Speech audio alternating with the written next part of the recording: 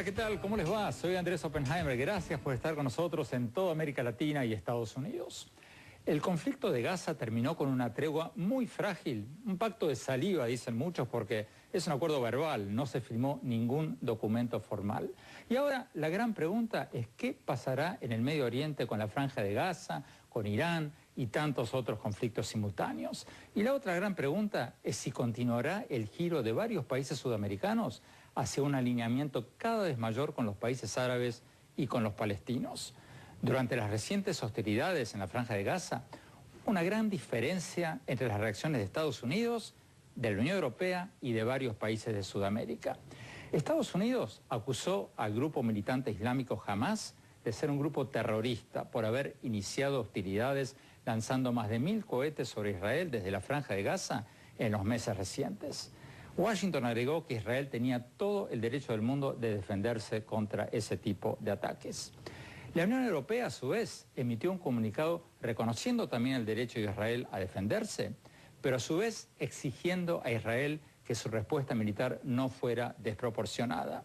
Y los países del Mercosur, Argentina, Brasil, Uruguay y Venezuela, emitieron una declaración exigiendo que no haya una respuesta desproporcionada, una no muy velada referencia a Israel, y sin hacer ninguna mención al derecho de Israel a defenderse. Hoy vamos a analizar todo esto con varios políticos y diplomáticos que siguen esto muy, pero muy de cerca, incluyendo el expresidente de Perú, Alejandro Toledo, el expresidente de Uruguay, Luis Alberto Lacalle, la embajadora de Palestina en Chile, May Aykaila, y los voceros para la Organización para la Liberación de Palestina y de las Fuerzas de Defensa de Israel.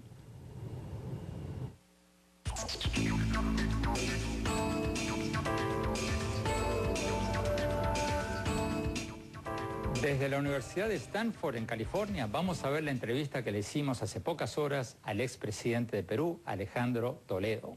En nuestros estudios vamos a tener al expresidente de Uruguay y actual senador, Luis Alberto Lacalle, uno de los líderes políticos más importantes de Uruguay. Desde los estudios de CNN en Jerusalén, vamos a ver la entrevista que le hicimos al vocero de la Organización para la Liberación de Palestina, Javier Abu Eid.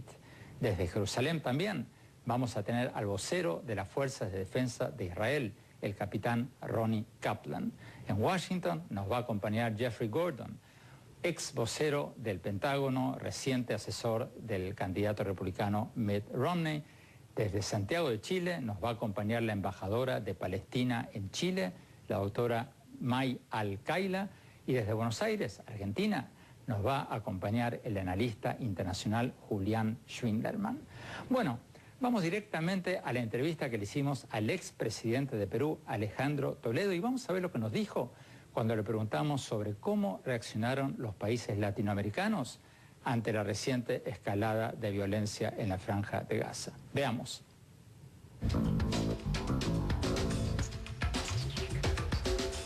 Doctor Toledo, muchas gracias por estar con nosotros.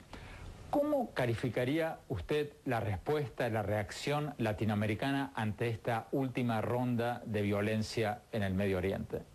Mira, Andrés, yo he venido siguiendo muy de cerca desde aquí, de la Universidad de Stanford en California, y he venido siguiendo un poco los pronunciamientos tanto de Europa, del Perú, como de Mercosur. Debo decir que me preocupa seriamente el pronunciamiento reciente de Mercosur, porque esto rompe un equilibrio que tradicionalmente la región de América Latina ha tomado con respecto al conflicto del Medio Oriente. Rompe el equilibrio y rompe la tradición de la imparcialidad. Y al tratar de ponerle énfasis al pobre Hamás. Debo partir de la premisa, Andrés, que yo soy partidario de la solución de dos estados, el palestino y el israelí judío, ambos con iguales derechos, con mutuo respeto y vivir en una vecindad pacífica. Soy partidario de esa solución, pero hace cerca de 7 días que ha comenzado un bombardeo de misiles desde la franja de Gaza, muy cerca de Escalón, donde yo he estado, y no hay ningún país que pudiera resistir en 7 días a más de 1000 misiles y no reaccionar.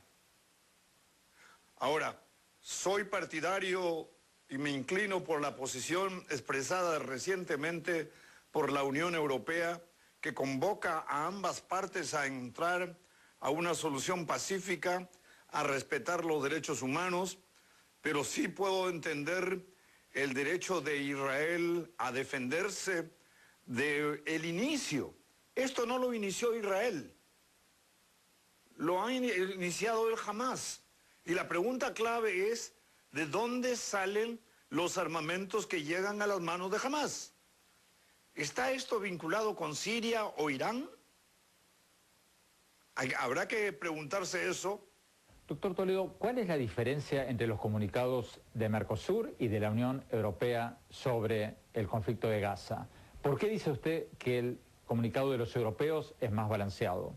Yo creo que el de la Unión Europea invoca a ambas partes a una solución pacífica, respetando a las poblaciones civiles, pero también el derecho a Israel a defenderse de un ataque de más de 1000 misiles en 7 días. La diferencia con el pronunciamiento emitido recientemente por Mercosur, que es el continente grande al cual yo pertenezco, me parece que rompe la tradición de la posición equilibrada que ha venido tomando a lo largo de estos años en el conflicto del Medio Oriente, al ponerle el énfasis de culpabilidad a Israel solo. Oiga, para bailar un tango se necesitan 2, y el que comenzó a bailar este tango con misiles fue el Hamas. ¿Por qué dice usted, doctor Toledo, que cambió la posición de Mercosur? Tengo la impresión de que la posición de Venezuela, la posición de Uruguay, la posición de Brasil, que ahora preside pro tempore el Mercosur, ha llevado a romper este equilibrio que lo hacía muy ponderado,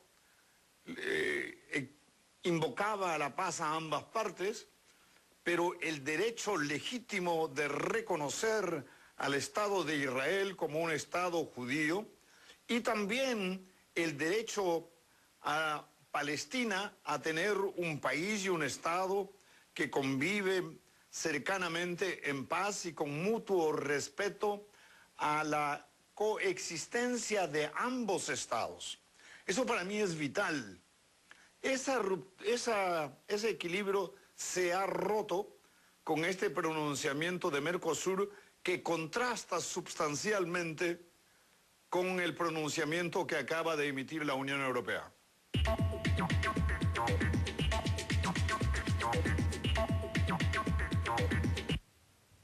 Antes de ir a la discusión, veamos la entrevista que le hicimos al vocero de la Organización para la Liberación de Palestina, Javier Abu Eid. Veamos.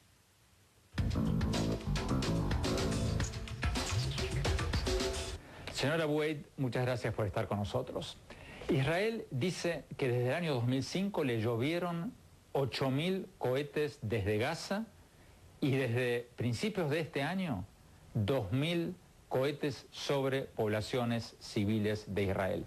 ¿Qué dice usted sobre el argumento que todo país tiene el derecho y el deber de defender a sus ciudadanos y que ningún país puede permanecer pasivo ante ataques como estos?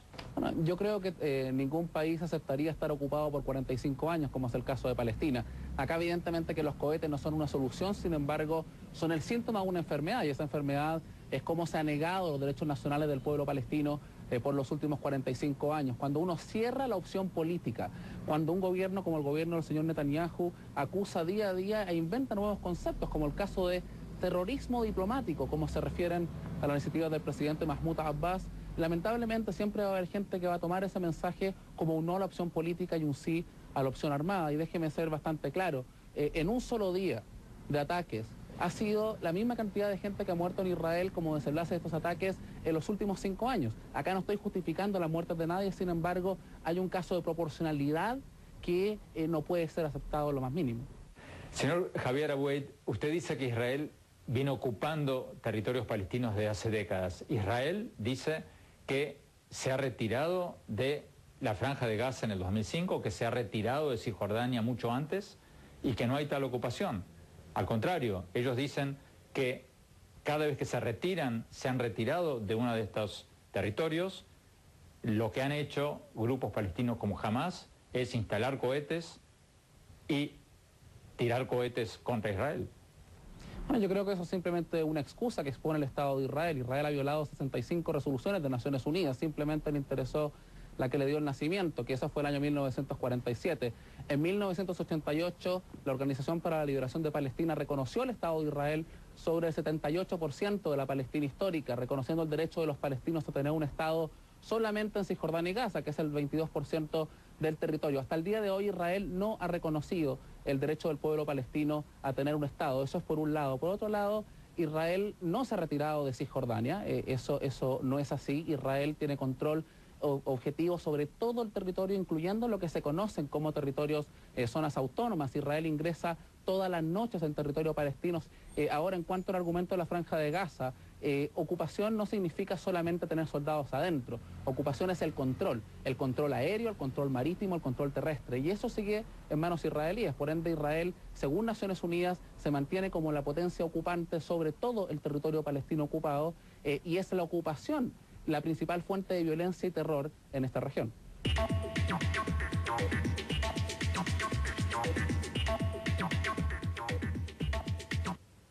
Vamos a Jerusalén. Capitán Ronnie Kaplan de las Fuerzas de Defensa de Israel. El vocero de la OLP, de la Organización de Libertad, para la Liberación de Palestina, nos acaba de decir que hay una ocupación de 45 años de Israel de los territorios palestinos. Su respuesta. Andrés, no hay ocupación israelí en la Franja de Gaza desde 2005.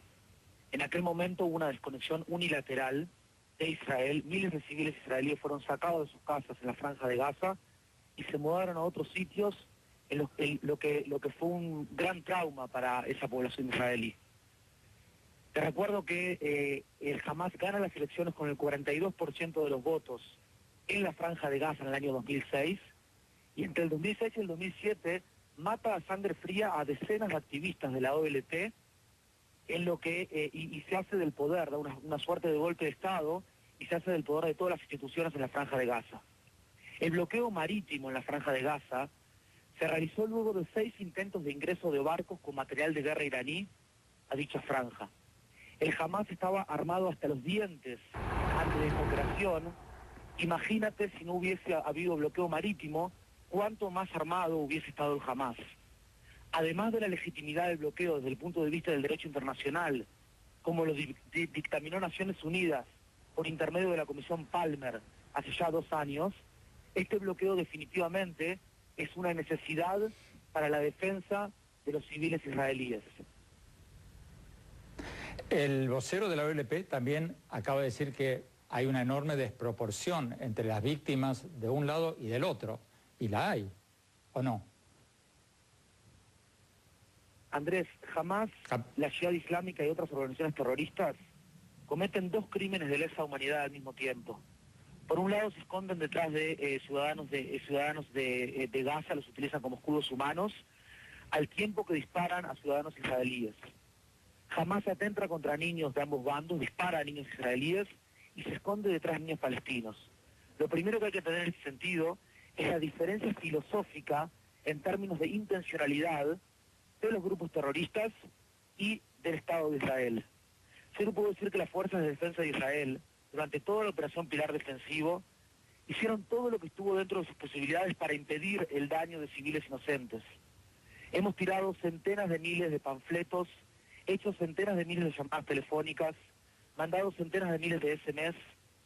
También tomamos la radio operativa del Hamas, y en todos esos pedidos le solicitamos a la población civil en Gaza: señores, por favor, no se acerquen a terroristas, no se acerquen a depósitos de armas, no se acerquen a sitios de lanzamientos de cohetes y misiles, porque esos son nuestros objetivos. Esos lugares son los que están poniendo contra las cuerdas al 48% de la población israelí, a 3.5 millones de personas. Yo le puedo decir, Andrés, que este tema es un tema cultural. El terror comprende la debilidad de los estados democráticos, la sensibilidad que tenemos nosotros para con la vida humana, y hace uso cínico de ello. Israel se encuentra realmente en uno de los frentes mundiales de la lucha contra el terror, y es una lucha que no es fácil. Fíjate por ejemplo el atentado en el centro de Tel Aviv hace 3 días, cuando el Hamas y otros movimientos terroristas en la franja festejaron ese atentado. Mientras unos festejan la muerte del Hamas y estos movimientos terroristas, otros aquí en Israel celebramos la vida después de este cese de fuego.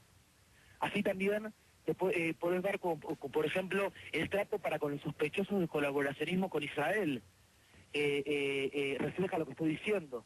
De hecho, amarraron a los sospechosos con cuerdas a motos y los asesinaron paseándolos por la plaza pública.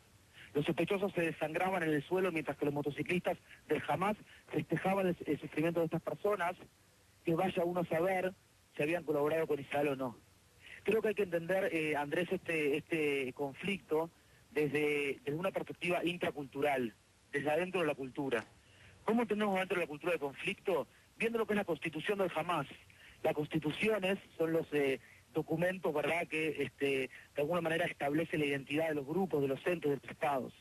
En el preámbulo de la Constitución del Hamas dice: Israel existe y continuará existiendo hasta que el Islam lo elimine, así como eliminó a muchos otros antes. O por ejemplo, en el artículo 7, el día del juicio no llegará hasta que los musulmanes luchen contra los judíos y los asesinen. O en el artículo 13, habla de que el Hamas rechaza todo tipo de solución pacífica al conflicto. Si te lo traduzco del árabe, ellos hablan de que cualquier tipo de conferencia internacional para la paz sobre el tema palestino es un verdadero ejercicio de la futilidad. Creo que hay que entenderlo. Capitán Kaplan, nos están pidiendo un corte, vamos a tener que ir a un corte. Cuando volvamos, vamos a preguntarle al expresidente Luis Alberto Lacalle y a la embajadora de Palestina en Chile si hay un cambio en la política sudamericana en este conflicto del Medio Oriente. Ya volvemos.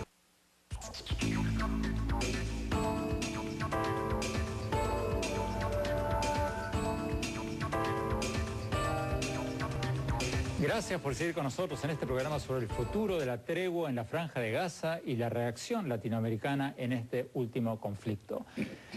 Doctor Lacalle, expresidente de Uruguay, gracias por estar con nosotros. Mucho gusto. Esta declaración de Mercosur marca un cambio. Como decíamos antes, la Unión Europea, Estados Unidos dijo, se embanderó totalmente con Israel, dijo, Hamas es un grupo terrorista, Israel se defiende. La Unión Europea dijo, Israel tiene derecho a defenderse, pero le pedimos a Israel que no haga un uso desproporcionado de la fuerza. Mercosur no reconoció el derecho de Israel de defenderse y exigió que Israel no respondiera desproporcionadamente, aunque sí mencionara a Israel por nombre. ¿Es un cambio esto en la política latinoamericana o no? Antes que nada, creo que hay un aspecto formal. Yo soy uno de los fundadores de Mercosur. Mercosur no tiene personería internacional como una entidad política como la Unión Europea. ¿Qué significa eso? Mercosur es un acuerdo económico y comercial. No tiene una política exterior como tiene la Unión Europea a través de un parlamento, a través de su comisionado de política exterior. En segundo lugar, Mercosur no está integrado. No se puede hablar en nombre de Mercosur porque Venezuela no integra el Mercosur legalmente. Pero si hicieron un acto público, firmaron. Bueno, yo creo que pueden hacer todos los actos públicos, pero si no ratifican la cantidad de parlamentos que el protocolo especifica que hay que aprobarlo, Venezuela no ha entrado legalmente en el Mercosur. Así que me parece una pena que mi país, que tradicionalmente tuvo una política exterior independiente, ahora pierda esa independencia y vaya al lado de Brasil, de Argentina y de Venezuela, en algo que es una pérdida. Un país pequeño como el nuestro, de política exterior muy sana, tenía que haberla mantenido. Y lo digo acá y lo he dicho en mi país también. Creo que... ¿En cuanto al contenido? En cuanto al contenido, creo que está equivocado, porque vamos un poco a este conflicto. ¿Quiénes son las partes en este conflicto? En este conflicto hay una organización terrorista, no un Estado, sino una organización terrorista. Te habla de Hamas, no de la OLP. Y un Estado constituido y democrático. Hay en la secuencia de los hechos de esta parte del conflicto, que es un capítulo de un conflicto muy antiguo, por cierto. En este capítulo hay agresión permanente durante mucho tiempo hacia el Estado de Israel y una respuesta del Estado de Israel. Así que me parece que no son ni equivalentes las partes del punto de vista jurídico de su legitimidad y no son equivalentes las actuaciones. Hay una acción primera y una reacción después. Cuando dicen uso desproporcionado o se cuantifican las vidas, por supuesto que las vidas valen todas una, como nos han enseñado a quienes pertenecemos a esa tradición cultural. Pero en Gaza la demografía es muy concentrada y si además está mezclado con la población civil los objetivos militares, otra cosa es lanzar los misiles sobre barrios mucho más amplios de Israel. Entonces el tema no es cuántos muertos, sino quiénes son las partes, quién tiene legitimidad internacional o no, y quién tiró la primera piedra o tiró el primer misil. Embajadora palestina en Chile, doctora Al-Qaila, ¿qué dice usted al argumento que acaba de enunciar el vocero de la Fuerza de Defensa de Israel y de alguna manera el doctor Lacalle, de que Hamás está usando a los civiles, a los niños palestinos como escudos humanos? Bueno, primero quiero decir que, como acaba de decir el señor, defender al equilibrio de Mercosur o de los países latinoamericanos, de mi experiencia como embajadora palestina en Chile desde 7 años, yo creo que los países latinoamericanos están teniendo una mirada más justa y más real al conflicto que antes no lo tenían. Y eso para nosotros es muy importante porque es diferente hablar de teoría de hablar de realidad.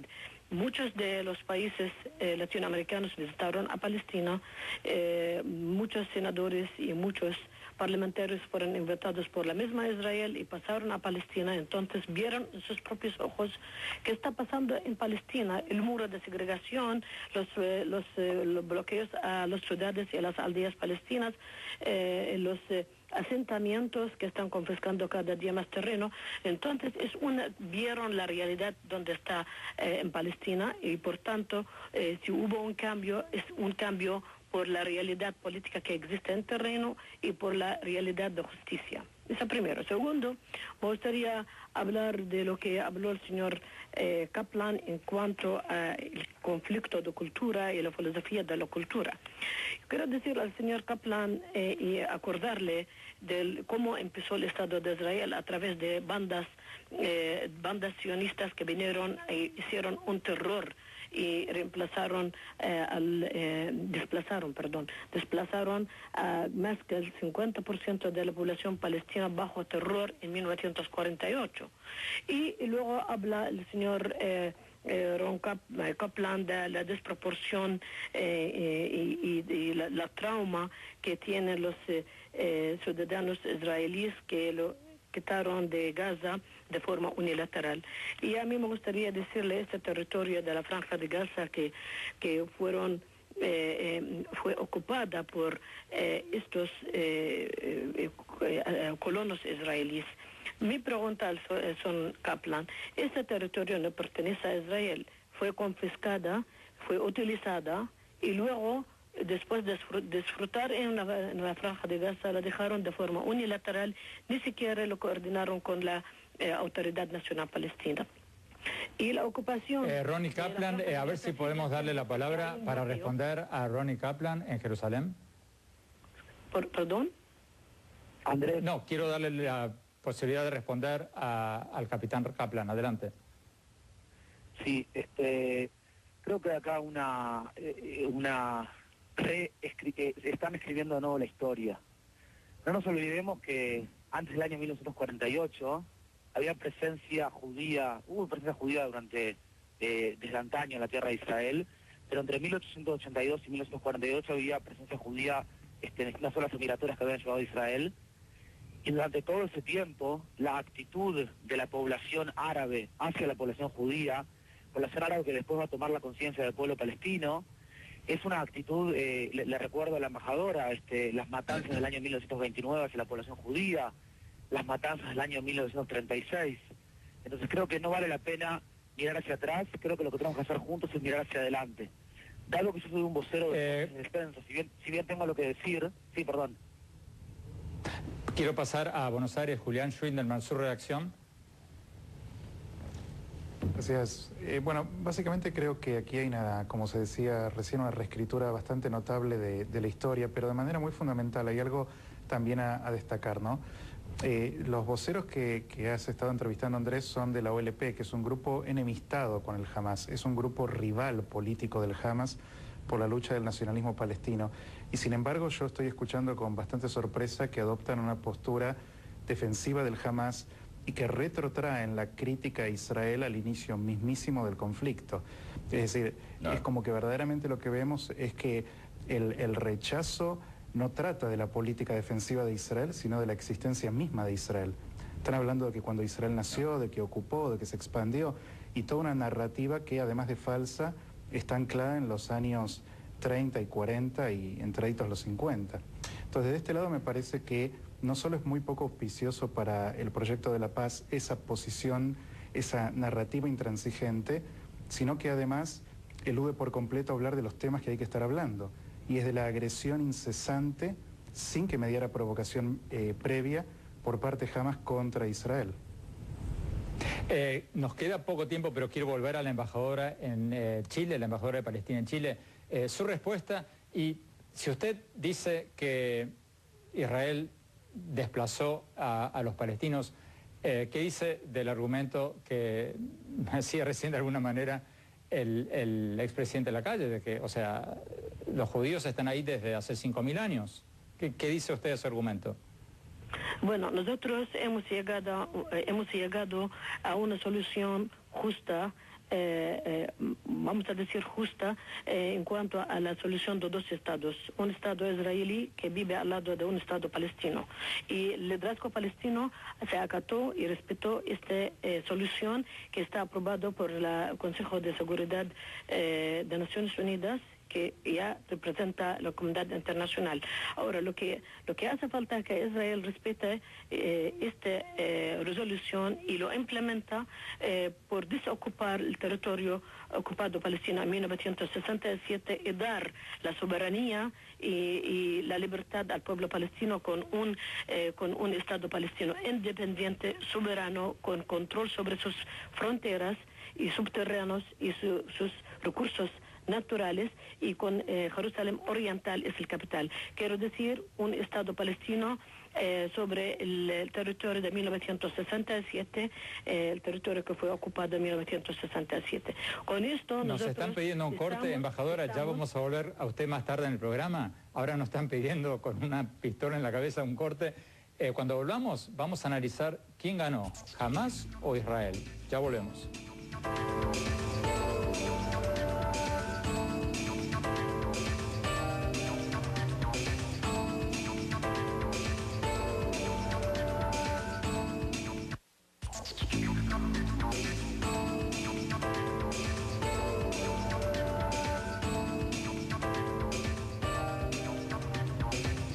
Gracias por seguir con nosotros. Vamos a la segunda parte de la entrevista que le hicimos al vocero de la Organización para la Liberación de Palestina, Javier Abu Eid. Vamos a ver lo que nos dijo sobre qué pasará de ahora en más allí en la Franja de Gaza. Veamos.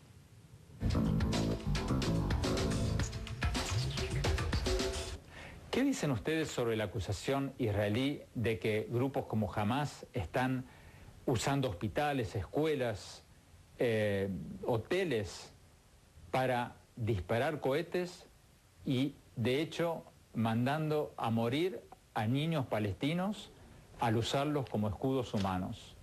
Bueno, ese argumento es realmente vergonzoso. Israel ha definido, ayer escuchaba al portavoz del primer ministro israelí que decía que las muertes civiles eran fallas operativas. Bueno, las fallas operativas son bastante recurrentes, al parecer, en el ejército de Israel.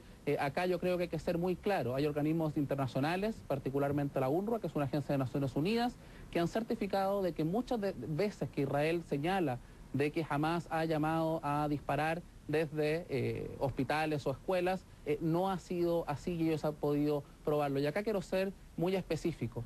Israel no muestra ningún respeto por las vidas de los palestinos. Es algo que usted, a lo mejor, desde Estados Unidos es difícil de ver, pero si usted viniese acá y viera el trato humillante que se le da a los palestinos en Cisjordania, en los checkpoints israelíes, cómo se quitan las tierras, cómo se demuelen hogares todos los días, usted podrá entender cuál es la realidad de humillación diaria que vive el pueblo palestino hoy en día. ¿Quién ganó esta última ronda de violencia? ¿Hamás o Israel? Mire, yo y no solamente yo, digamos, la OLP, nosotros creemos que nadie gana con la violencia y eso acá hay que ser bastante claro. Nosotros, si es que no ponemos un fin a la situación que ha llevado a la violencia que hemos visto en Gaza, vamos a volver a ver estas imágenes muy pronto. Tiene que haber simplemente una decisión política de decir queremos el establecimiento de 2 estados sobre la frontera de 1967. Nosotros vamos a seguir con nuestra vía diplomática. El 29 de noviembre tendremos una votación en Naciones Unidas en la cual esperemos el Estado de Palestina sea reconocido como un Estado observador en la Asamblea, que nos lleve evidentemente a mostrar que la diplomacia y la no violencia sirve. Ahora, si es que Israel continúa con esta política de aislar completamente a el gobierno legítimo de los palestinos y al presidente Mahmoud Abbas, yo creo que el mensaje que va a estar enviando es muy simple, y acá déjeme ser bastante claro. En 20 años de negociaciones, Israel ha prácticamente triplicado el número de colonos ilegales en el territorio palestino ocupado, haciendo la solución de 2 estados más difícil. Jamás lanzando unos pocos cohetes hizo que muchos de esos colonos arrancasen fuera de los asentamientos. El mensaje es muy peligroso, por cuanto lo que Israel está diciendo es que a través de las negociaciones van a seguir expandiendo los asentamientos, pero cuando hay violencia estos simplemente se detienen. Ese mensaje es bastante peligroso.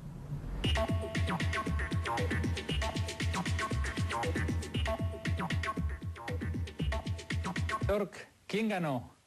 ¿Hamás o Israel?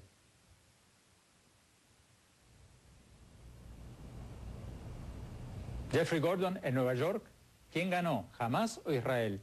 Hola, muy buenas noches. Muy buenas noches, gracias. Yo creo que Israel ganó la batalla, porque cuando nosotros tenemos esas situaciones, Israel han matado más de 100 militantes de Hamás, pero al mismo tiempo Hamás logró sus objetivos estratégicos. Y yo estoy diciendo eso, Andrés, porque ellos quieren poner eso en la primer plana de todos los diarios en el mundo, en los capitolios de Europa, las Américas, Asia, Medio Oriente. Entonces, Andrés, yo creo que Hamás está ganando la guerra de ideas con eso, pero Israel ganó la batalla. Con nosotros hemos visto muchas veces antes. Julián Schwindemann, en Buenos Aires, ¿quién ganó?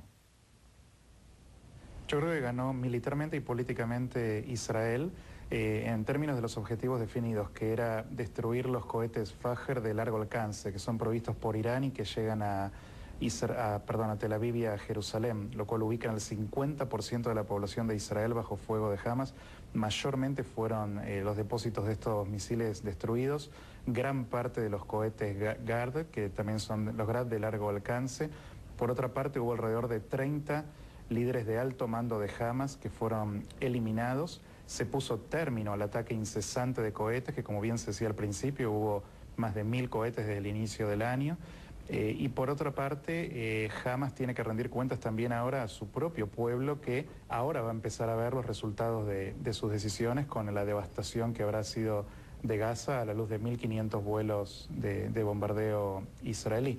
Por supuesto que Hamas... Embajadora Al-Qaila en Chile, por favor, rápidamente, porque nos piden un corte de nuevo. ¿Quién ganó? ¿Hamás o Israel? Bueno, considero que políticamente y militarmente ganó Hamás, porque por la primera vez en el asunto palestino que hay alguien que responda a Hamás.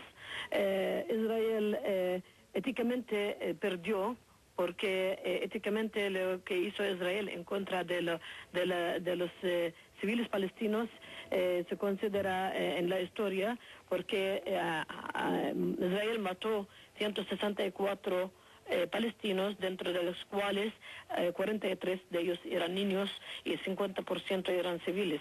Y por tanto, este es éticamente una pérdida. Considero que el fin de todo esto, el que ganó es las batallas, y el que perdió son las pérdidas humanas que tuvimos. Tanto Presidente Lacalle, ¿quién ganó rápidamente? No me parece que corresponda ponerlo en esos términos, pero hay que ir un poco a la verdad. O alguien me va a decir a mí que los cohetes que tira la gente de Hamás van a objetivos militares.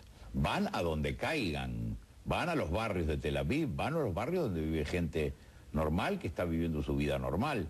La réplica de Israel procura ser lo más eficaz posible con objetivos militares. Así que me parece que hay una diferencia. Y hablar de ética cuando se le niega el derecho de existir al Estado de Israel.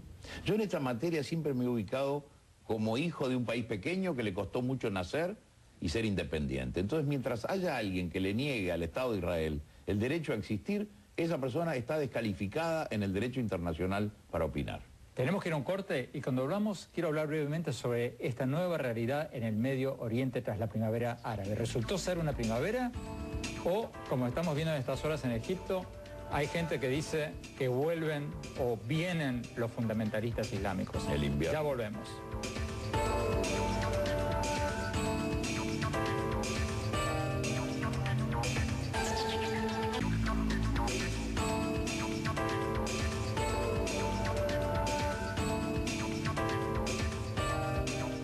Gracias por seguir con nosotros en este programa sobre las hostilidades y la tregua en la Franja de Gaza. Vamos al último tema, Egipto. El presidente de Egipto acaba hace pocos días de anunciar, apenas se fue Hillary Clinton, que asumía poderes prácticamente absolutos, así por lo menos dice la oposición. El ex candidato presidencial egipcio Mohamed El Baradei escribió en su cuenta de Twitter que Morsi usurpó todos los poderes y se proclamó el nuevo faraón de Egipto. Así lo dijo él. Julián Schinderman, ¿cierto o exagerado? Bueno, hay un condimento de exageración en la presentación faraónica, ¿no? Pero en rigor está muy correcto lo que señala Baradei en cuanto al condimento totalitario. Lo que ha hecho Morsi efectivamente es usurpar poderes. Él dice que lo hace por el bien de la revolución y preservar las ganancias de las revueltas, pero es todo lo contrario. Lo que busca es tener un dominio por completo de la vida social y política de los egipcios, y proviniendo de un presidente que emana de los hermanos musulmanes, que tienen a la Sharia como objetivo fundamental para la vida social, es ciertamente peligroso. Jeffrey Gordon, en Nueva York, rápidamente, esta primavera árabe ya se pinchó, ya va a ser un preludio a dictaduras militares islámicas o no, o todavía podemos tener esperanza de que sea una fuerza democrática. Bueno, yo creo que la primavera árabe es un gran desastre por el Medio Oriente y los Estados Unidos. Me trae recuerdos de ese libro de George Orwell, Finca de Animales. Es solo para reemplazar un dictador en Mubarak con un otro dictador. Por la gran mayoría de su historia, la hermandad musulmana era un grupo terrorista. Y yo creo para presidente Morsi, para tomar todos esos poderes, no es una sorpresa para mí. Y yo creo que nosotros vamos a ver más decisiones en países abajo, los islamistas allá, y es bien lamentable por los Estados Unidos, Israel y también todo el pueblo de lo Medio Oriente. Presidente, ¿la calle usted es tan pesimista como Jeffrey Gordon o no necesariamente? Yo creo que la historia nos enseña a ser realistas.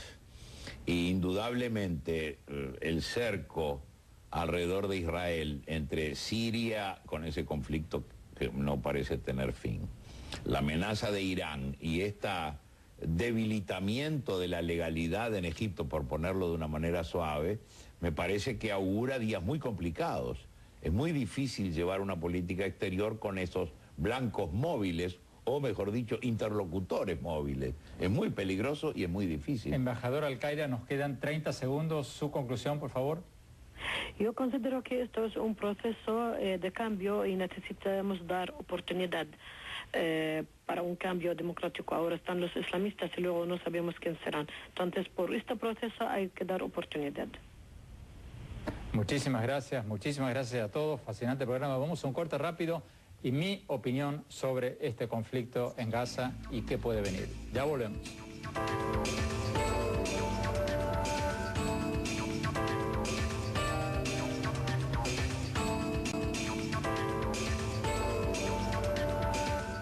Muchas gracias por habernos acompañado y no se olviden que muchos de los temas que tratamos en este programa los pueden encontrar en mis columnas del Miami Herald y el Nuevo Herald y también en la página web de este programa, oppenheimerpresenta.com. Y pueden seguirnos siempre en nuestras redes sociales, en Facebook y en Twitter, en nuestro Twitter @OppenheimerA. Bueno, mi opinión sobre el tema de hoy. Creo que no voy a decir nada nuevo, como dicen en México, no voy a descubrir el agua tibia si digo que todas las partes en este conflicto de Gaza tienen parte de la culpa. Por un lado, las políticas de línea dura del primer ministro de Israel, Benjamin Netanyahu, no han ayudado demasiado a negociar una paz duradera en el Medio Oriente. Por otro lado, Egipto, Turquía y otros gobiernos proislámicos han empeorado las cosas al darle mayor apoyo a grupos terroristas como Hamas en la Franja de Gaza. Y el grupo Hamas, a su vez, también tiene gran parte de la culpa, si no la mayor. Es culpable de haber escalado dramáticamente sus ataques con cohetes contra Israel en los últimos meses, especialmente en los meses anteriores al conflicto, y de usar a la población civil de Gaza como escudos humanos a lanzar cohetes desde escuelas, hospitales o edificios inmediatamente al lado de escuelas, hospitales y hoteles. En cuanto a la respuesta internacional, creo que la más balanceada de todas fue la de la Unión Europea y una de las menos balanceadas, la más sesgada, fue la de Mercosur, el bloque de Argentina, Brasil, Uruguay y Venezuela. ¿Por qué? Porque la Unión Europea dijo en su comunicado que por un lado Israel tiene todo el derecho del mundo a defenderse, pero por el otro lado tiene el deber de proteger a los civiles palestinos. Los países de Mercosur, en cambio, solo exigieron a Israel que no reaccione con fuerza desproporcionada y no reconocieron el derecho de defenderse contra los cohetes que le llueven a diario desde la Franja de Gaza. O sea, fue una declaración totalmente sesgada para un lado. Ojalá todo esto termine como debe terminar, con dos países para dos pueblos, un Estado judío para los israelíes y un Estado palestino para los palestinos, ambos viviendo en paz. Y ojalá la comunidad internacional, como lo hicieron los europeos, adopte posturas más balanceadas de la que lo hicieron los países del Mercosur.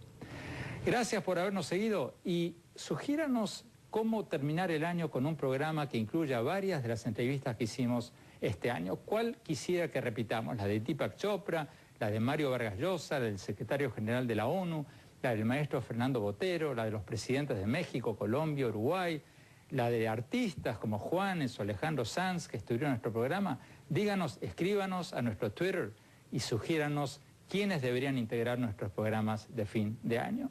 Gracias, hasta la próxima.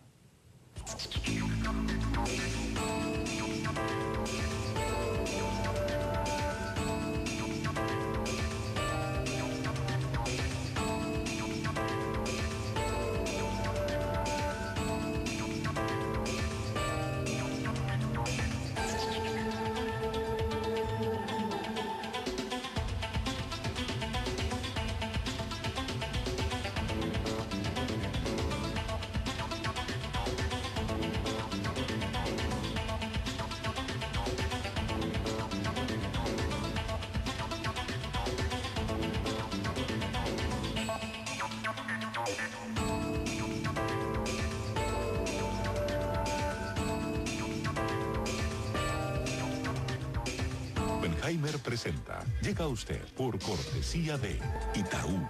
Invierta con un banco que conoce Latinoamérica. Itaú, The Global Latin American Bank.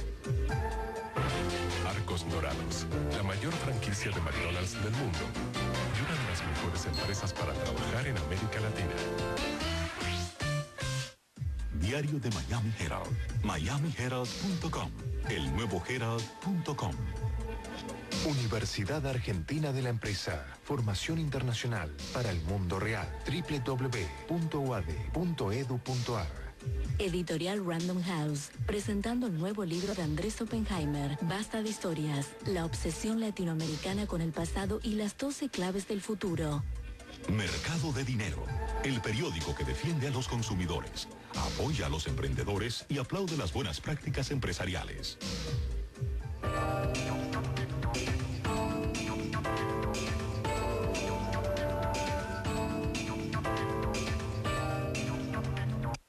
Washington agregó que Israel tenía todo el derecho del mundo de defenderse contra ese tipo de ataques.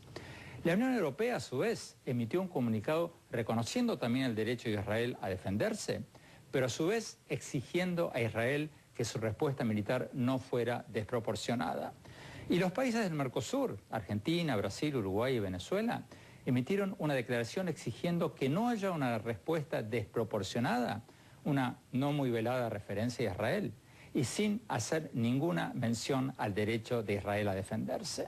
Hoy vamos a analizar todo esto con varios políticos y diplomáticos que siguen esto muy, pero muy de cerca, incluyendo el expresidente de Perú, Alejandro Toledo, el expresidente de Uruguay, Luis Alberto Lacalle, la embajadora de Palestina en Chile, May Aykaila, y los voceros para la Organización para la Liberación de Palestina y de las Fuerzas de Defensa de Israel.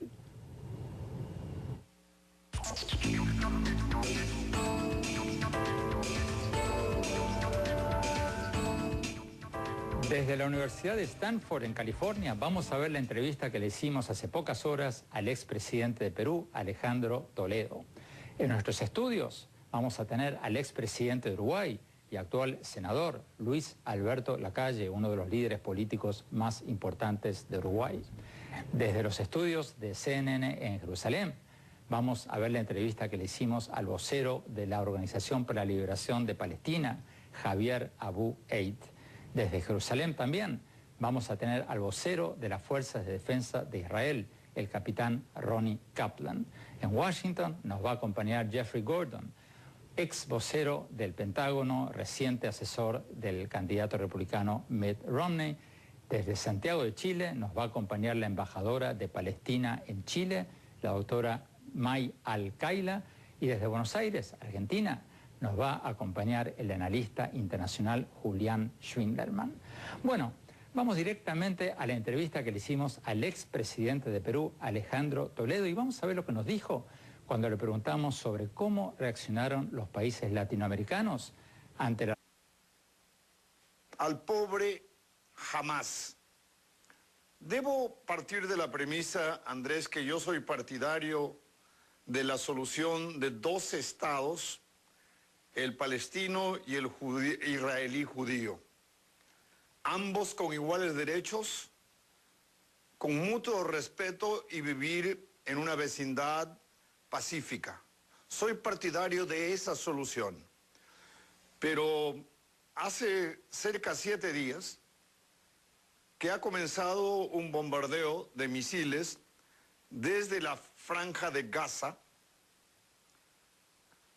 muy cerca de Escalón, donde yo he estado, y no hay ningún país que pudiera resistir en 7 días a más de 1000 misiles y no reaccionar. Ahora, soy partidario y me inclino por la posición expresada recientemente por la Unión Europea, que convoca a ambas partes a entrar.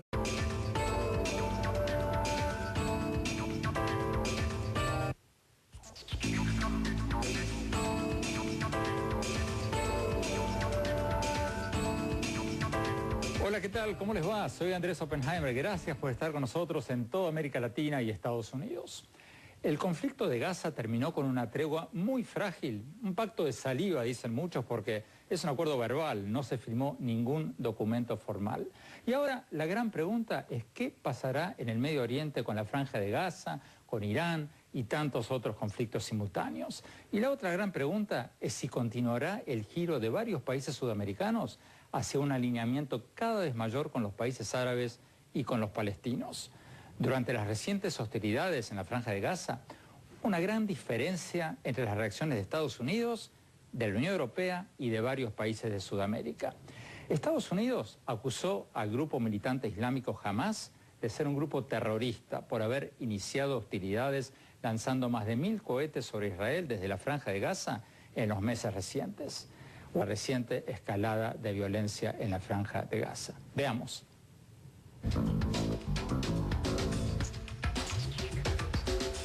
Doctor Toledo, muchas gracias por estar con nosotros. ¿Cómo calificaría usted la respuesta, la reacción latinoamericana ante esta última ronda de violencia en el Medio Oriente? Mira, Andrés, yo he venido siguiendo muy de cerca desde aquí, de la Universidad de Stanford en California, y he venido siguiendo un poco los pronunciamientos tanto de Europa, del Perú como de Mercosur.